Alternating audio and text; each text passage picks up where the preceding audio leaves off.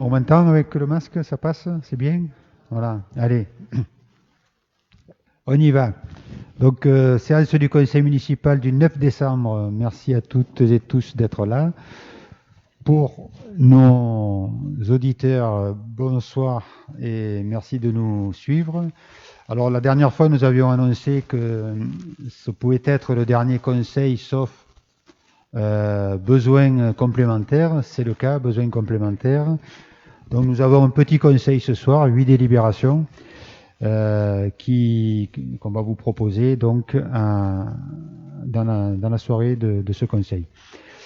Donc je vous propose que nous fassions l'appel. C'est Marie-France qui a la liste. Voilà. Présent.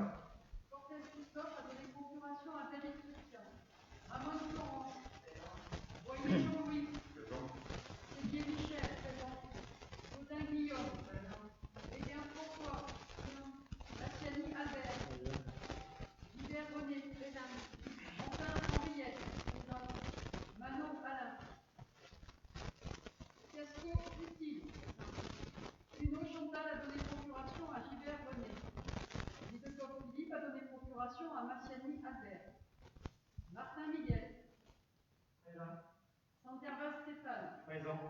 Giacchi Stéphanie. Présent. Caillot Christophe a donné procuration à Giacchi Stéphanie. Tabata Arnaud. Présent. Bertorello Lionel. Présent.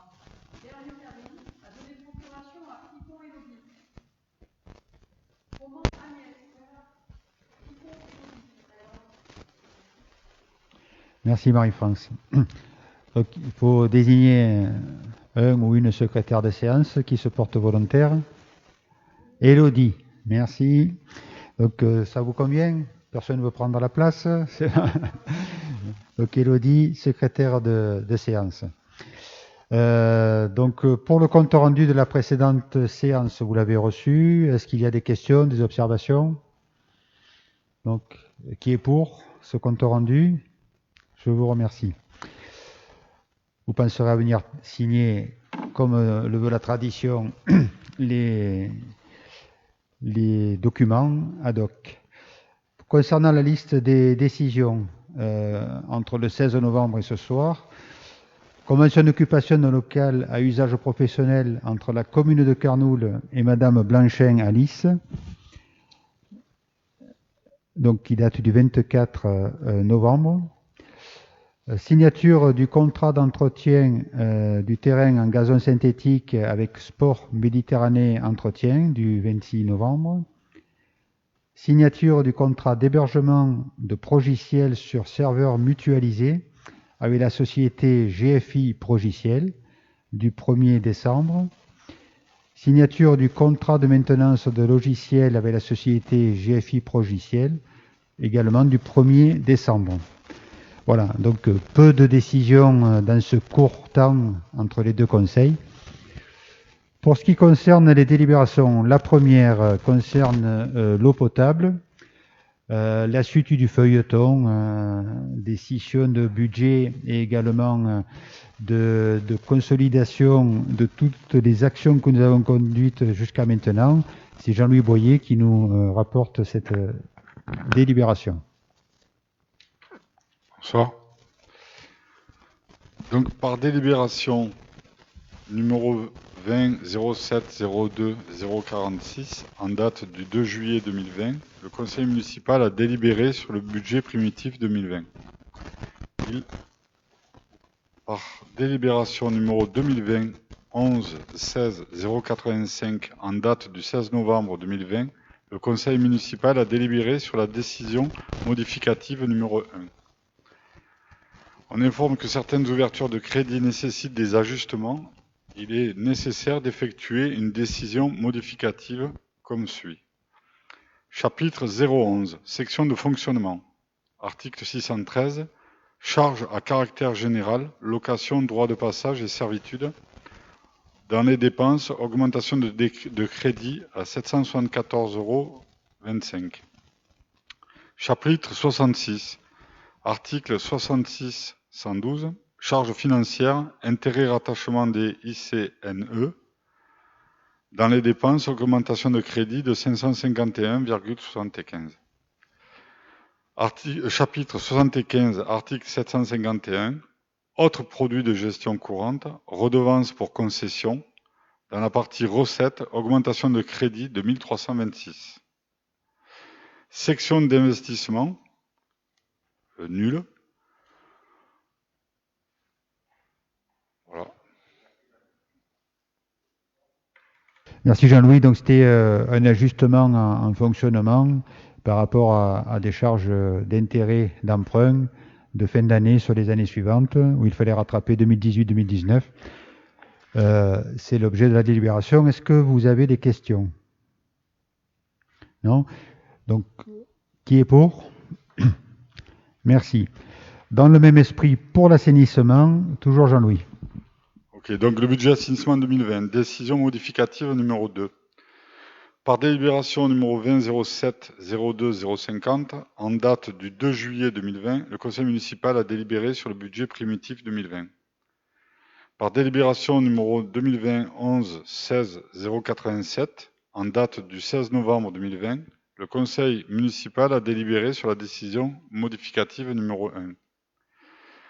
Certaines ouvertures de crédit nécessitent donc des ajustements. Il est nécessaire d'effectuer une décision modificative comme suit. Section de fonctionnement, chapitre 011, article 617, charges à caractère général, études et recherches. Dans la partie dépenses, augmentation des crédits de 1122,06. Chapitre 66, article 66-112, charges financières, intérêts, rattachement des ICNE. Dans les dépenses, augmentation de crédit de 5 248,84. Chapitre 74, article 74, subvention d'exploitation, prime à l'épuration. Dans la partie recettes, 6 370,90. Aucune modification dans la partie investissement. Voilà donc une section de fonctionnement dépenses-recettes qui s'équilibre à 6 370,90 €. Et pour les mêmes raisons que j'évoquais pour l'eau potable, les histoires d'intérêt, d'emprunt à rattraper. Toujours pas de questions? Donc qui est pour? Merci. Ensuite, autorisation de signature d'une convention d'occupation de domaine public. Guillaume. J'expose à l'Assemblée qu'afin de développer les réseaux de l'opérateur Free Mobile sur la commune, il est nécessaire d'installer un relais de téléphonie mobile sur la parcelle cadastrée AR14, lieu-dit La Gare, d'une superficie de 24 mètres carrés. J'explique qu'il s'agit de l'installation d'un pylône treillis d'une hauteur de 31 mètres environ, muni d'antennes et de faisceaux hertziens, y compris leurs coffrets associés, leur système de réglage et de fixation. Je précise que les équipements techniques installés demeureront la propriété de l'occupant, Free Mobile, qui assumera toutes les charges, réparations et impositions afférentes aux dits équipements. La convention est conclue pour une durée de 12 ans entière et consécutive à compter de la date de signature. La redevance annuelle, toutes charges incluses, est d'un montant global et forfaitaire de 8 500 € net. La première échéance, la redevance sera calculée au prorata temporis entre la date du lancement des travaux et la fin de la période en cours. Je demande au conseil municipal d'autoriser Monsieur le maire à signer la convention d'occupation du domaine public avec la société Free Mobile et tous les documents y afférents. Merci Guillaume. Voilà donc une nouvelle antenne qui sera située au-dessus des tennis, dissimulée au milieu de la végétation, un peu comme ça a été fait au-dessus de la coulette, pour renforcer le réseau et qui pourra dans un second temps accueillir peut-être un autre opérateur puisque ça a été anticipé. Ça fera l'objet d'une autre délibération et donc d'une convention d'occupation du domaine public complémentaire à celle-ci. Y a-t-il des questions? Arnaud. Juste pour savoir si le montant de l'indemnité forfaitaire était révisable ou pas. Oui, dans le contrat, alors dans la convention qui décrit les moyens techniques mis en œuvre sur le site, ça n'est pas mentionné, mais ça renvoie au contrat de base dans lequel il y a un article révision. Donc chaque année, c'est indexé et ça se fait automatiquement. Bon, bien sûr, les services comptabilité de la commune veillent à ce que ce soit appliqué. Et là, dans la convention qu'on a révisée lors du dernier conseil pour l'antenne existante et dans celle-ci, on a fait le choix de faire une automatisation de la facturation. On n'est pas obligé de produire la facture chaque année et de la révision. Donc oui, effectivement, c'est indexé. D'autres questions? Parfait. Donc je vous propose de passer au vote. Qui est pour cette mise à disposition? Merci.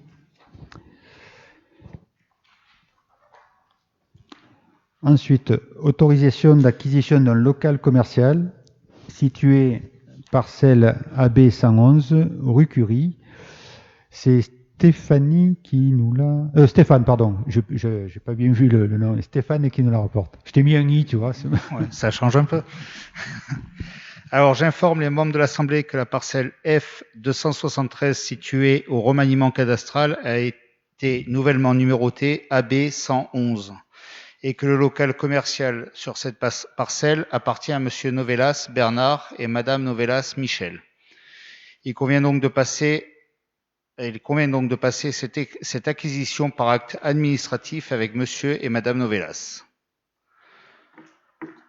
Les autres termes de la délibération numéro 20 07 10 063, autorisation d'acquisition du local commercial situé sur la parcelle cadastrée section F 273, rue Pierre-Curie, restent inchangés. Merci Stéphane. Donc effectivement, pour vous rappeler, nous étions d'accord avec les vendeurs à hauteur de 45 000 euros, y compris les frais d'agence. Donc de ce côté-là, rien de changé. Nous prévoirons donc les budgets sur une délibération au mois de janvier pour pouvoir finaliser la vente durant le premier trimestre de l'année prochaine. Et ça s'inscrit totalement dans l'esprit du développement ou de la redynamisation du centre historique de Carnoules avec les démarches déjà entreprises. Et ça va venir conforter la dynamique locale.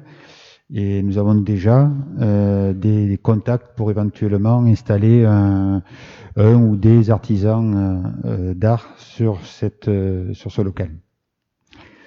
Y a-t-il des questions? Je propose donc de voter ce complément de délibération pour intégrer donc Madame Novelas à l'acte administratif. Qui est pour? Merci. Ensuite, modalité de mise à disposition du projet de modification numéro 5 du PLU. Florence. Alors, au vu de la réglementation législative, le plan local d'urbanisme de la commune de Carnoules a été arrêté le 11 mars 2013. Il a déjà fait l'objet de plusieurs modifications, 2 modifications en 2015 et en 2017 et 2 modifications simplifiées en 2014 et 2019. Le 20 juin 2020, l'arrêté 2020 URB 079 a engagé la modification simplifiée numéro 5 du plan local d'urbanisme afin de permettre une augmentation de la surface de plancher maximum autorisée en zone NL4 afin de permettre la création de bâtiments supplémentaires liés à l'activité du village des Tortues sans majorer les possibilités de construction sur cette zone de plus de 20%.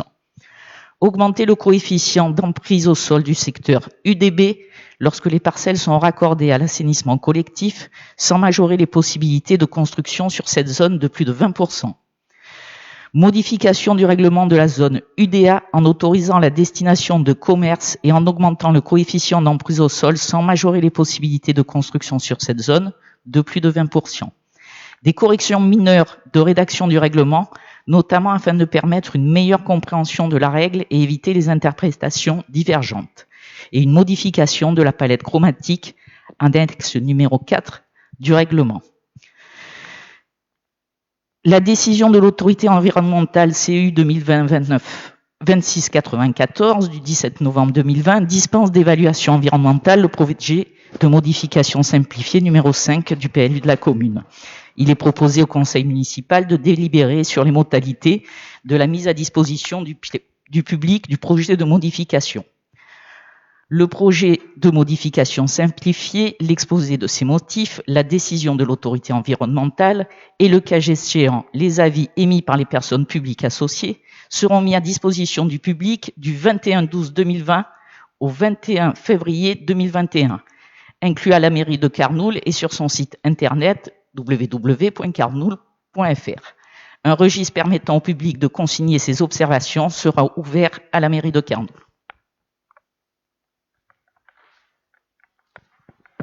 Merci. Voilà donc une petite modification corrective et d'ajustement qui sera donc mise à disposition, comme le disait Florence, à la fin du mois et jusqu'au 21 ou 22, 21, il y a une erreur technique en regardant la délibération.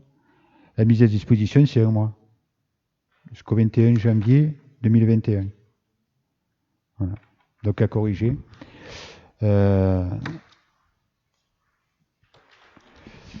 Et suite à quoi, fin janvier, nous pourrons approuver cette modification.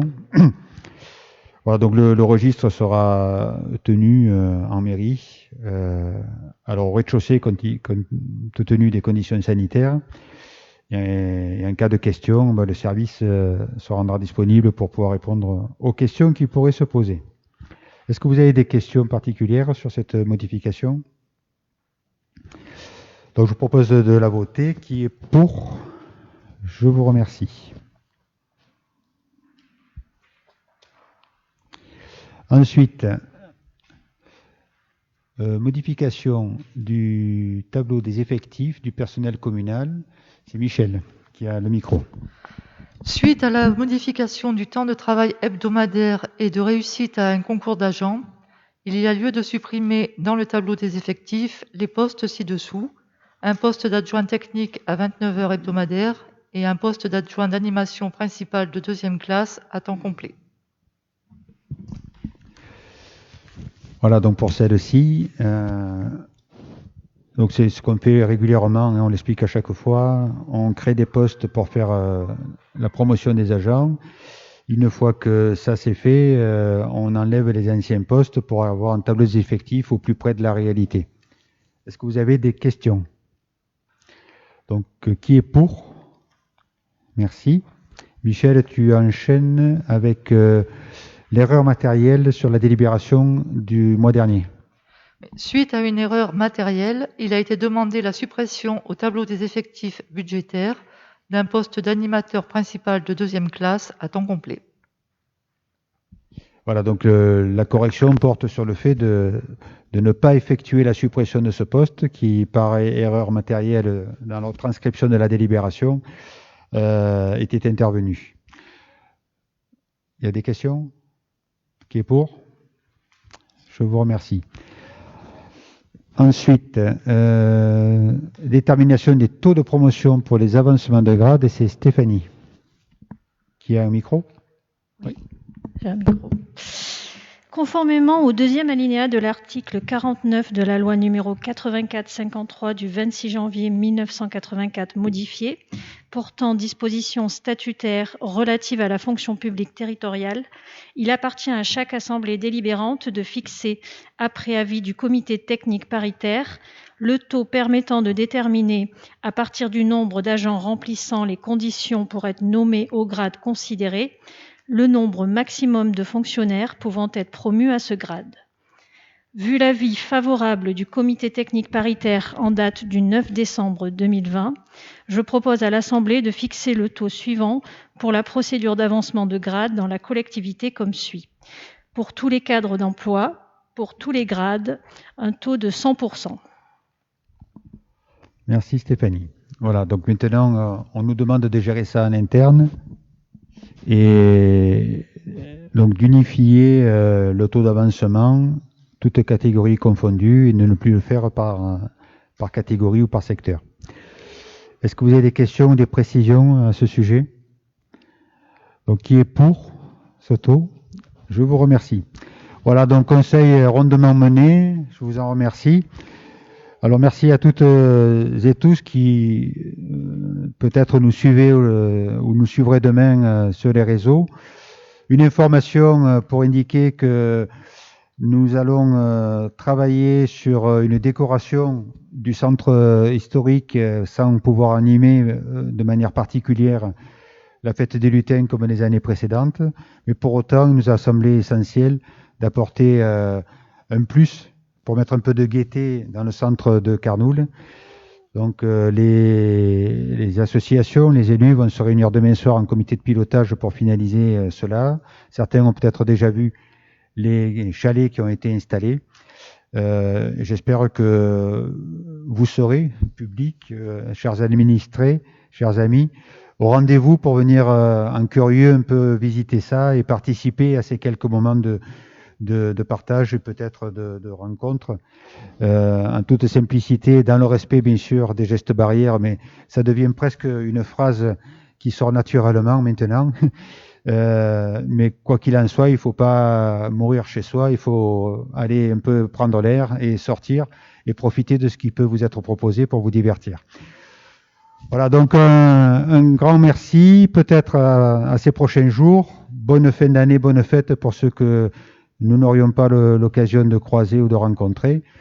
Et puis, bon, en espérant de meilleures périodes dans les semaines et mois à venir. Bonsoir à toutes et tous.